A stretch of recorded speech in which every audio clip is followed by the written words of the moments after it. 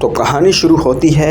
एक कैमरा समुद्र के बीच से होते हुए एक जगह पर जाता है और हमें दिखाया जाता है लॉकडाउन, और 22 साल पहले क्या हुआ था वो हमें पता चलेगा। एक बहुत बड़ा मेंशन होता है, वहीं पर एक स्टेज लगाया होता है जहां पर एक पायरेट को फांसी दी जा रही है जिसका नाम है गोल्ड रोजर, एक पायरेट समुद्री लुटेरा। और यहाँ पर गार्ड होते हैं जो कि एक मरीन के हेड हैं। मरीन यहाँ पर एक तरह से पुलिस का काम करती है। जितने विद्रोही हैं, जितने पायरेट्स हैं, उनको ये लोग पकड़कर सजा देते हैं। और ये गोल्ड रोजर पायरेट्स का किंग है। तो सबको सबक सिखाने के लिए कि लोग पायरेट्स ना बने, गार्ड इसको सबके सामने मौत की सजा देते हैं। और गोल्ड रोजर से पूछते हैं कि तुम्हारी कोई आखिरी ख्वाहिश। तो गोल्ड रोजर कहता है कि मैं कुछ कहना चाहता हूँ अपने लोगों से। और वो वहाँ पर खड़े होकर कहता है, मैं गोल्ड रोजर, मैंने जितना भी खजाना चुराया है वो सारा का सारा छुपा दिया है। जिसमें दम है उसको ढूंढ कर दिखाओ, मेरा वन पीस। उसका सैनिक इसको जान से मार देते हैं। जितनी भी जनता ये सब देख रही होती है, सबके दिन में एक उत्साह आ जाता है, एक मोटिवेशन आ जाता है, उन्हें जीने की एक राह नजर आती है और सारे के सारे विद्रोही बन जाते हैं। मतलब सभी लोग वन पीस को ढूंढने लग जाते हैं। एक तरह से ये लोग पायरेट बन जाते हैं। और गार्ड ये देखकर हैरान हो जाता है कि हमने एक को पकड़ा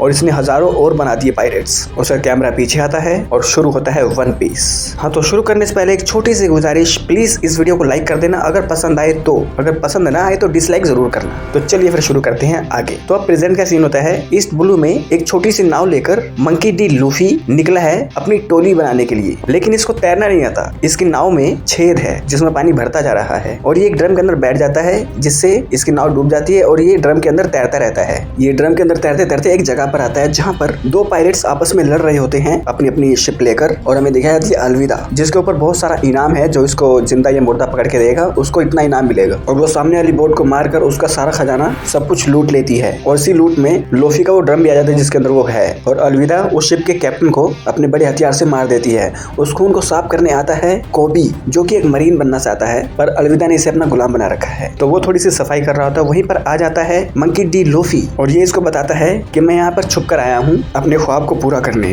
कोबी पूछता है कौन सा ख्वाब। तो ये बताता है कि मुझे पायरेट्स का किंग बनना है और वन पीस ढूंढना है। कोबी कहता है तुम तो इतने पुतले दुबले हो, तुम ये सब कैसे करोगे। तो अपनी कहानी बताता है कि जब मैं छोटा था तब भी मुझ पर कई लोगों ने शक किया, कई लोगों ने कहा कि मैं कुछ नहीं कर पाऊंगा। लूफी बताता है 10 साल पहले एक समुद्री लुटेरा था शैंक, और मैं उसके साथ उसकी लूट में शामिल हो रहा था। और मैंने उसको बोला कि मुझे एक पायरेट बनना है। तो शैंक ने मुझे कहा कि तुम अभी नाजुक हो, तुम अभी बनने के लायक नहीं हो। तो वो अपने आप को साबित करने के लिए मैं पायरेट बन सकता हूँ। वो एक ऊंचाई पर जाता है, एक चाकू निकालता है और अपनी आंख के नीचे कट मारता है और कहता है कि मैं सब कुछ सह सकता हूँ, दर्द भी। ये सब सुनने के बाद कोबी कहता है तुम तो पागल हो। लूफी कहता है हाँ, अपने जुनून को लेकर मैं पागल हूँ। तो कोबी कहता है कि मैं तुम्हें यहाँ से चुपके से भगा देता हूँ। अगर अलविदा को पता चल गया कि तुम यहाँ पर हो तो वो तुम्हें मार देगी। और वो इसको चुपके से भगाने की कोशिश करता है। तब यहाँ पर अलविदा आ जाती है। कोबी कहता है कि इसको छोड़ दो, ये वैसे ही बहते बहते आ गया था। और मंकी कहता है कि मैं एक पायरेट हूँ और मुझे पायरेट्स का किंग बनना है। ये सुनकर अलविदा इसका मजाक उड़ाती है, कहती है झुको मेरे आगे। लूफी कहता है नहीं। तो अलविदा सबसे पहला वार कोबी पे करती है और लूफी कोबी को बचाता है अपनी लचकदार बॉडी दिखाते हुए। और एक बंदा इसको गोली भी मारता है और गोली उसके अंदर से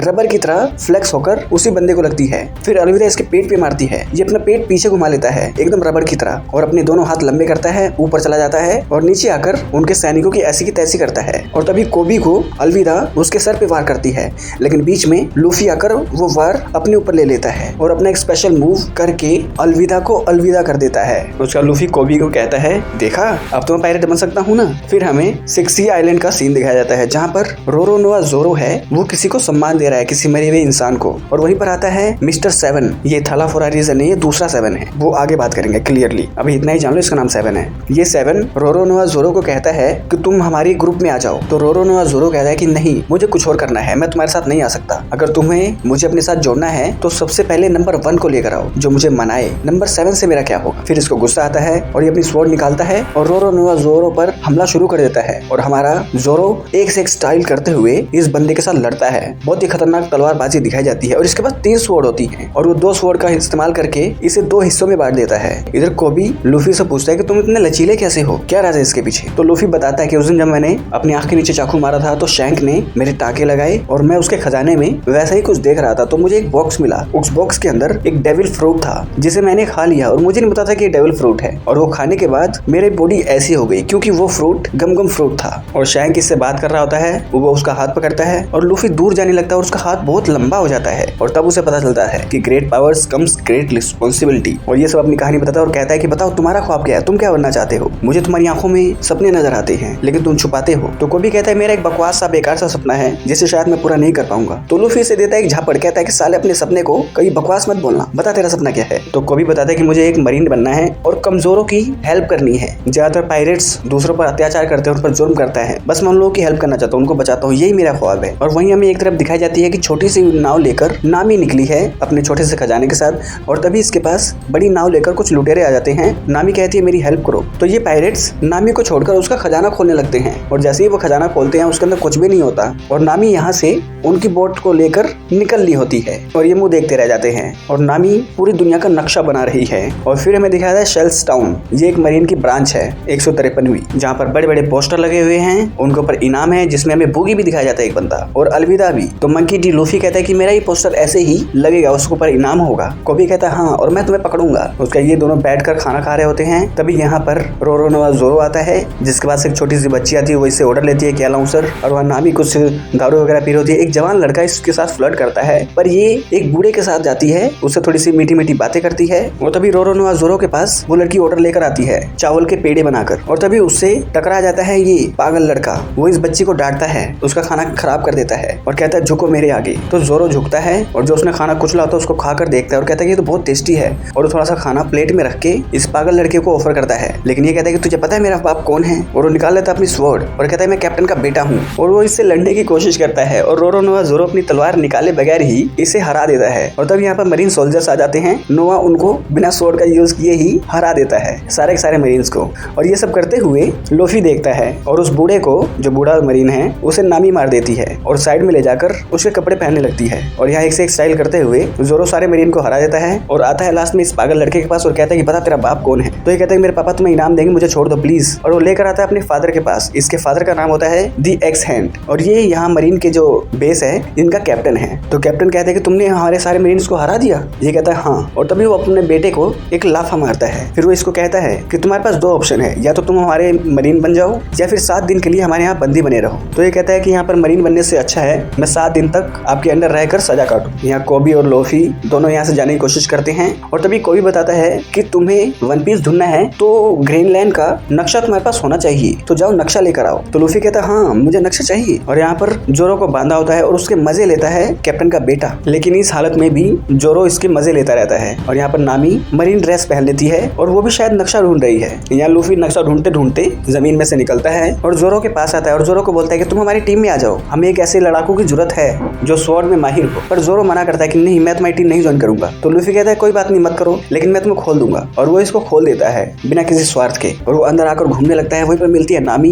ये नामी को बोलता है कि मुझे पता है कि तुम यहाँ पर नक्शा चुराने आई हो, मुझे भी नक्शा ही चाहिए, तो तुम मेरी टीम में आ जाओ। तो नामी कहती है हाँ चलो ढूंढते हैं, और ये दोनों बातें करते हुए नक्शा ढूंढने की कोशिश करते हैं। तब यहाँ पर कैप्टन आ जाते हैं, और कैप्टन कहते हैं कि तुम कौन हो। तो नामी बताते कि मैं एक नई सोल्जर हूँ, मेरी अभी भर्ती हुई है, और इसने चोरी करी है, तो इसको मैं अंदर बंद करने जा रही हूँ। तो कैप्टन कहता है ठीक है। यहाँ पर लूफी कहता है कि तुम तो कितनी समझदार हो, कितनी चालू हो। फिर नामी दिखाती है कि मैंने उसकी चाबियां भी चुरा ली है, और वो दोनों आ जाते हैं तिजोरी के पास। वो तिजोरी खोलने की कोशिश करते हैं जिसमें नक्शा है, और तभी दरवाजे पे आ जाता है कैप्टन, और वो कहता है कि जल्दी से दरवाजा खोलो। तो ये लोग सोचते हैं कि हम लोग तिजोरी को उठाकर भाग जाते हैं, पर तिजोरी बहुत भारी होती है। तो लूफी अपने दोनों हाथों का पूरा जोर लगाता है, अपनी गांड तक का जोर लगा लेता है, और तिजोरी उठ जाती है। पर ये दोनों खिड़की से बाहर गिर जाते हैं, और गिरते हैं उसी ग्राउंड में जहाँ पर जोरो बंधा हुआ था। और तभी यहाँ पर बहुत सारे मरीन आ जाते हैं। लूफी और नामी दोनों बड़े ही स्टाइल से, गजब से इनसे लड़ते हैं। ये फाइट देखकर बहुत मजा आता है। नामी अपने भाले से एक स्टंट करते हुए, स्टाइल मारते हुए मरीन्स को मारती है, पर यहाँ पर मरीन्स बहुत ज्यादा होते हैं। लूफी भी हारने लगता है, और वहीं से जोरो गुजर रहा होता है, और जोरो कहता है इतने सारे बंदे,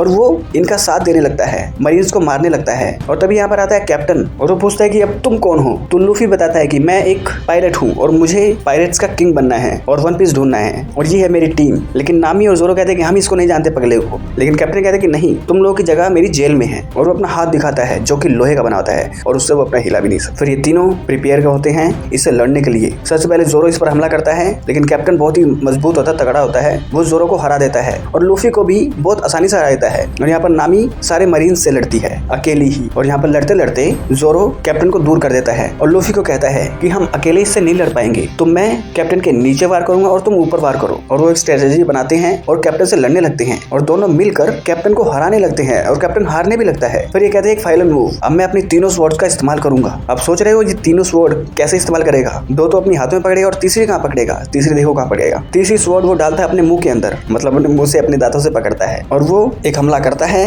लूफी उस ऊपर कूद जाता है और तभी जोरो कैप्टन अपने स्वॉर्ड का हमला करके उसको हरा देता है और लूफी एक लास्ट पंच देता है उसको और ये लड़ाई खत्म हो जाती है और ये तीनों मिलते हैं। जोरो उस तिजोरी को उठा लेता है क्योंकि बहुत भारी होती है, वो दोनों उठा ही नहीं पाते हैं और वो इनके साथ इनकी बोट में आ जाता है यहाँ से भागने के लिए। और तभी लूफी कहता है कि मेरा एक दोस्त भी आएगा कोबी, उसको आने दो। और तभी यहाँ पर आ जाता है कैप्टन का बेटा अपनी दोनों हाथों में गन लेकर और कहता है कि मेरे पापा मुझे इनाम देंगे, शाबाशी देंगे, तुम तीनों को मैंने पकड़ लिया है, यू आर अंडर अरेस्ट। और बहुत बड़ी बड़ी बकचोदियां फैलता है और तभी इसको एक पंच देता है ये कोबी और कहता है कि मुझे मेरा ख्वाब मिल गया लूफी, तुम एक पायरेट बनो लेकिन अच्छे वाले बनना और मैं एक मरीन बनूंगा वो भी अच्छे वाला, और दोनों अपने ख्वाब पूरा करेंगे और अगली बार जब हम मिलेंगे तो हम दोस्त नहीं होंगे। तो लूफी कहता है कि ठीक है अगली बार हम दोस्त नहीं होंगे लेकिन अभी हम दोस्त हैं। और वो कोबी को अलविदा करके यहाँ से अपनी बोट लेकर निकल पड़ता है जिसमें 3 लोगों की टीम इसकी बन चुकी है। और फिर हमें एक मरीन की बड़ी बोट दिखाई जाती है जिसके अंदर एक फोन है, फोन भी बड़े अजीब होते हैं। और यहाँ पर गार्प को खबर दी जाती है कि 3 लोगों ने आकर सेल्स टाउन से ग्रीनलैंड का नक्शा चुराया है, तो कुछ पागल लोग वन पीस ढूंढने निकले हैं। तो गार्प एक किलर को ये सब इन्वेस्टिगेट करने के लिए भेजता है कि जाओ और उन नए नमूनों को पकड़ो जो वन पीस ढूंढना चाहते हैं। और उधर में दिखाया जाता है एक बंदा जो कि एक दूसरे बंदे से बात कर रहा होता है और दूसरा बंदा होता है बूगी जो कि एक जोकर है और इसके ऊपर भी बहुत सारा इनाम है, ये भी एक पायरेट है। इसकी खास बात क्या है वो आगे पता चलेगा। और यहाँ पर ये एपिसोड एंड हो जाता है। तो इसके आगे के एपिसोड्स अगर आप ऐसे ही देखना चाहते हैं तो इस वीडियो को लाइक कर दो, चैनल को सब्सक्राइब कर दो, बेल आइकन दबाओ ताकि अगली बार हमको वीडियो डालें आप लोगों के पास उसका नोटिफिकेशन आ जाए। तो मिलते हैं आप लोगों से अगली वीडियो में, तब तक के लिए नमस्कार।